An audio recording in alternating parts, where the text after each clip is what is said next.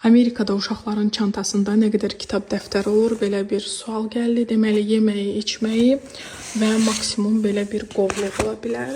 Bu qovluğu həftədə bir dəfə evə göndərirlər. Məktəbdə həftə ərzində gördüyü işləri göndərirlər və ya valideynlərə hansısa xəbərlər olanda, hansısa tədbirlər haqqında məlumat lazım olanda, yəni bu qovluğun içində göndərirlər.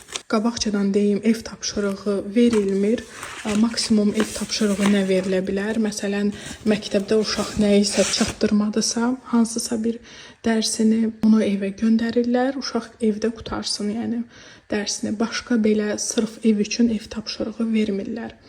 Mən deyəndə ki, ev tapşırığı vermirlər, bəzən başqa ştatlardan yazırlar ki, niyə yalan danışırsınız, bizim uşaqlara verirlər, ay bizim uşaq bağçada da oxuyur, hətta ona verirlər. Yəni bizim burada nə qədər tanışımız var ibtidai sinifdə uşaqları oxuyan, yəni hamıda vəziyyət belədir, eynidir. Digər ştatlarda da yəni öyrənmişəm, bilmirəm, ola bizim məktəblər fərqlidir. Amma ümumilikdə 5-ci sinifə qədər uşaqlara ev tapşırığı verilmir. Bu qızımın çantası idi, 2-ci sinifdə oxuyur.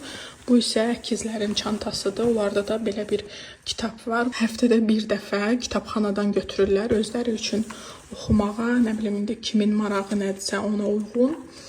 Bir həftədə bir dəfə götürürlər və sabah onların kitabı dəyişməyə günüdür. Ona görə çantaya qoyublar ki, sabah gedib dəyişib başqa kitab götürəcəklər. Soruşa bilərsiniz ki, bəs uşaqların kitab dəftəri ümumiyyətlə olmur? Təbii ki, olur.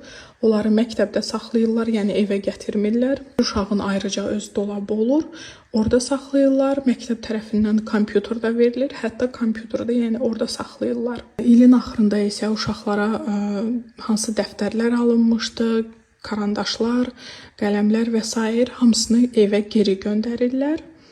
Qaldı ki, ev tapşırıqları burada adətən 5-ci sinifdən verilir. Ola bilsin, ev tapşırığı kimi hansısa proyektlər verilə bilər. Yəni belə, əgər sizə qaranlıq qalan bir məqam və ya əksinə maraqlı olan nəsə oldusa, mütləq şərhlərdə yazın, onları da cavablandıraq.